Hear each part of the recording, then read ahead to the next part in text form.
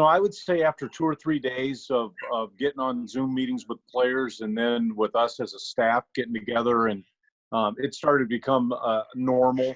And I don't know what normal really is, but much more where you're used to, hey, this is the schedule, and that's one of the first things we said to our players: try to map a schedule out. Don't just get up and say, okay, I'm going to just kind of roll along with the day. Set a schedule that you're gonna, and it's crazy. We've had a lot of our former players get on and talk, and a lot of those guys talked about, guys, just like it is when you're in the NFL. You get up after in the off season. I got to have a plan. I got to have a map my day out, and that's what we've really been trying to get our guys to do, is map your day out so that it becomes a little bit more normal. And I think after 2 or 3 days of us as a staff doing it, it's become where we kind of know what we're going to do and when we're going to do it. And just one more, then I'll be quiet. From a more football-specific perspective, when you're rebuilding an offensive line, kind of with 5 new starters, how do you balance trying to play the best 5 players but also having guys that fit at natural positions for them? Yeah, that'll be interesting, because Coach Riley's really going to have to work on how do we get the cohesion that you need from those 5 guys, still trying to find the actual best 5 players. But the bottom line is, who can play together the best? So I'm not as concerned with, do we have who would say, well, there's no doubt that guy is the best left tackle. I'm much more concerned with, how do we put the best 5 out there that can communicate and play together? That was the huge deal with us last fall, was those 5 seniors all were in it for each other. And we've got to find 5 guys, and hopefully more like 7 or 8, that can legitimately get out there, play for each other, communicate well together, and then physically knock people off the ball and win their one-on-one battles. But they got to do it as 5. Go ahead, Frenchen. Yeah, Courtney, you mentioned last fall. Overall, just give us a sense for what you were most pleased with offensively last year after looking over all the tape. Yeah, well, 2 things. One, the buy-in that the senior class had, because it could have been very easy for those guys to want to say, yeah, but we called it this or we called it that. But that senior class did a phenomenal job of embracing us and trying to learn a new system. The other thing that I was, obviously, it's easy to point to, but I was very happy with the way we took care of the football for the most part. And I was very happy with our ability when we were in the red zone to figure out ways to put points on the board. There were a couple games as we've looked back, if we could have scored touchdowns rather than field goals, could have definitely changed the outcome. And that'll be something we'll continue to harp on. And Coach Kleiman talks about it a ton, and that's scoring touchdowns when you're in the red zone, not field goals. And that takes me into my second question. What specific areas do you feel like the offense needs to improve the most coming into the fall? And what is the sense of urgency? I mean, when you guys get back on campus, having to implement and get everything ready to go? Well, the hard part's going to be with so many new faces being in obviously the O-line people talked about, but the backfield, we got Harry and we got Tyler Burns back, and we got some young guys that we really feel are going to be good football players, but all of them, it's going to be a process where they're all learning, how do I fit? So it's going to be interesting for us. The first couple weeks, whenever we do get back, has got to be a big install. But from a coaching standpoint, we've got to do a great job of evaluating what do we do well, because there's no way without spring ball, you don't know exactly how fall is going to be or how summer is going to be. There's no way you're going to be able to install the entire offense. So we've got to install what we can do well.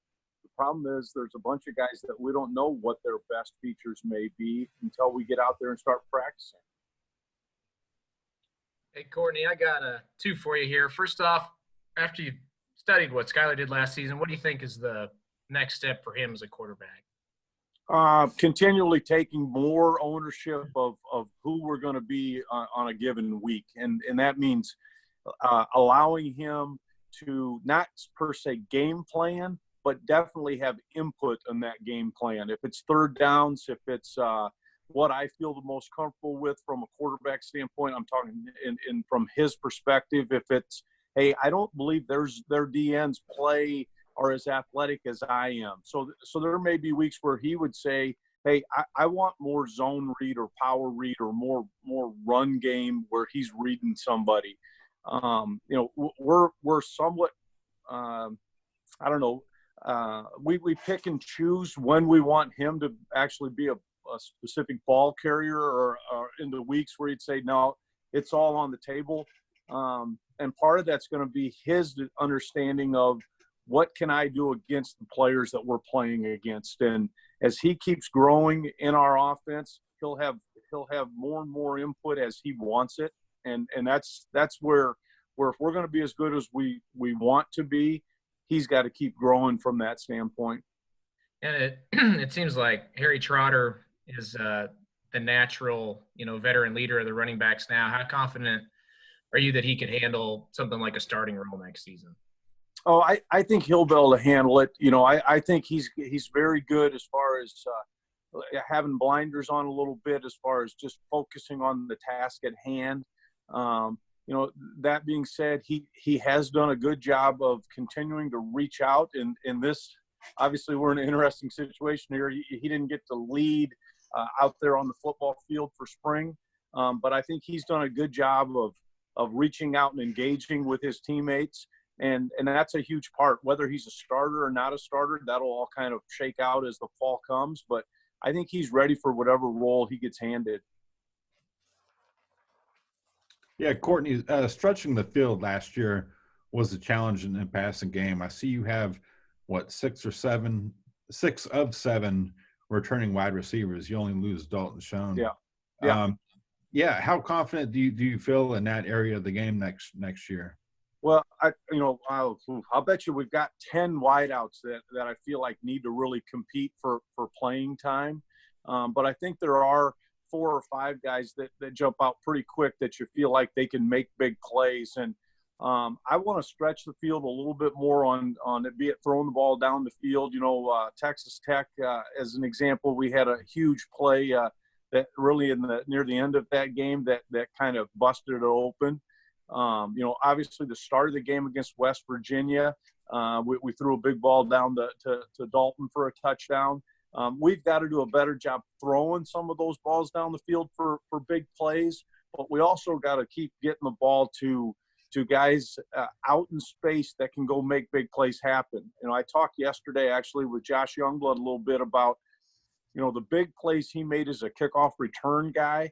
We've got to get him in those types of space with that type of space from a receiver standpoint. And if that's handing it to him on the speed sweep stuff, or if that's throwing it to him out there on not just maybe a screen, but on a 8-yard route, and then he's got space so he can go get 40. That'll help us stretch the field a little bit from a big play standpoint, even if we're not throwing it 60 yards down the field. Yeah, with Josh, we talked to you before the Liberty Bowl game, and you talked about his potential. Just where is his potential at now? What impresses you the most about him? Well, the good thing that he's really done, and I talked to Coach Ray, quite a bit about Josh and the wideouts in general, but Josh has really done a good job of getting on the video and watching things on his own. And with technology, it's crazy. I mean, everything that we have can get those players have access to. All of them have iPads. All of them have the ability to watch and learn from what they did last year. And Josh is one of the best at on his own, getting on and watching tape. And that's why he's going to continue to grow as not just obviously he was a big time phenomenal playmaker for us, especially in the kick return. But I think he's going to keep growing as a receiver because of his desire to just keep learning.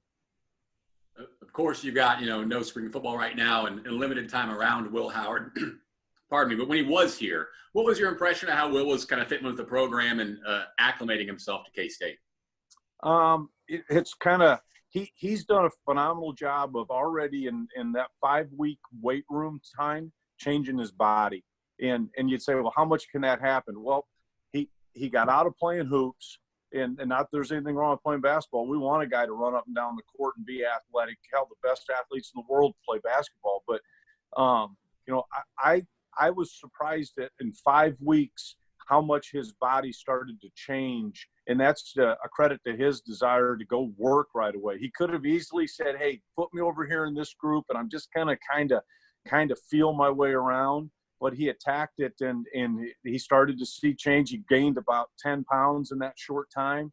And it's good weight. You know, it's kind of crazy the way the technology is now, their ability to scan those guys and see just what they're, you know, oh, you gained 10 pounds. Well, 6 pounds of that was fat, or 4 pounds was muscle. And his was obviously in the right, did it the right way, where he didn't just come in and all of a sudden have this great training table. He came in and actually packed on muscle weight, which was phenomenal. Coach, you talked earlier about a schedule, putting these guys on a consistent schedule every day. What does that schedule look like? And when you compare it to an NFL offseason, as you said before, it's a little bit different because those guys have access to, you know, top tier trainers and top tier equipment. So how do you kind of work around the fact that guys might have varying levels of home equipment in addition to keeping them on that consistent schedule? Yeah. A couple things. First, you know, we talk to them, make sure you know when your academic schedule is. You can't miss tutors. You can't miss any of your mentor sessions. Obviously, classes are a little hit and miss. Not as many classes are Zoom-based lecture settings as I kind of anticipated there would be. A lot of it is giving them assignments and them having to make sure they get it done and get it emailed in. But first, obviously, was to set up the academic side of it. The second part, they've probably spoken on the phone more with our strength staff than they have with our coaching staff. We run Zoom meetings, and we'll have all of them together from like a position meeting. The NCAA allows us to have a number of hours that we can have position type meetings, but our strength staff's been on the phone with them more than we have individually, talking about what is your setting. Do you have a bench at home? Do you have the dumbbells? What do you have? So each guy's got his mapped out a little bit through our strength staff. The bigger thing, though, for me with that schedule is I still am a big believer that you're going to grow and you're going to have gains if you'll sleep from 11 o'clock at night till 6 in the morning. Well, that's not the average young man. I mean, they're up at midnight or 1 or 2 playing games online that they're playing with their buddies. And it's stuff that I don't know anything about hardly. But what I'm getting at is it's trying to get them to understand that I know life has changed, but if you can map your day out and include everything from when am I going to eat, what type of nutrition am I getting in, okay, I'm going to work out. A lot of our guys, it's crazy. They're working out twice a day because just how do you fill the day? So map those times out and actually specifically write them down. And most of our guys that are having success are trying to then talk to their teammates about, set a schedule, man. Let me help you set that schedule. Obviously, the first part is we need them all academically in good shape, so they got to do that first. But after that, it's what fits for you. And it's kind of amazing when you see nationally, you see everything on Twitter, and you see guys with their dads out building the dang gym out of in their garage and stuff. It's, you know, not everybody can do that. Not everybody's in that position, but everybody's trying to find their own way to keep working out, which is really, really kind of cool. Go ahead, Ryan Black, if you had something. Yeah. Hey, Courtney, how you doing today? Good. Hey, so my question is, and it kind of goes back to, you've been asked about Skylar a couple of times. You know, we hear, you know, at every level of the game, you know, how important it is to have a veteran quarterback at any time. But how much more so is that true right now, considering the circumstances under which we're in? I mean, how much more pressure would there be on you if there was a quarterback battle right now and you guys didn't have a whole spring to do anything? Well, and the quarterback battle would have been an interesting setting, but it's really more, do you have 2 or 3, even if you did have a quarterback battle, do you have 2 or 3 guys, quarterbacks or not, that aren't afraid to reach out, not afraid to get out of their comfort zone a little bit when it comes to the scenario that we've kind of been dealt? And to this point, and it'll all kind of show out much more when you get to fall, but to this point, Skylar's done a phenomenal job of trying to be that team leader, trying to be not just an offensive guy, but trying to reach out across both special teams, defense, and offense, and say, guys, we got to stay focused. Football's going to come. We don't know when. We don't know how the exact setting will be, but there's going to be football at some point, and we got to be ready to roll when that does come. Got time for one or two more? Anybody has anything? Yeah, another one, Courtney. Yep. First time in more than 3 decades, K-State's going to have a completely new offensive line. We've seen what Josh Rivas can do, but can you give us any indication on other guys that we might not know about that, have impressed you guys? Really, I've told some people, and I think they think I'm crazy, but I think there are some aspects of our line that we can actually improve on from where we were last year. When you look at Cooper Beebe as an example, you look at KT, you look at getting Dawson Delforge. You got some dudes that are all going to be well over 300 or 300 plus pounds that we're hoping that we can. And that's one of the things we were hoping for spring ball was find those guys that can knock people off the ball a little bit more.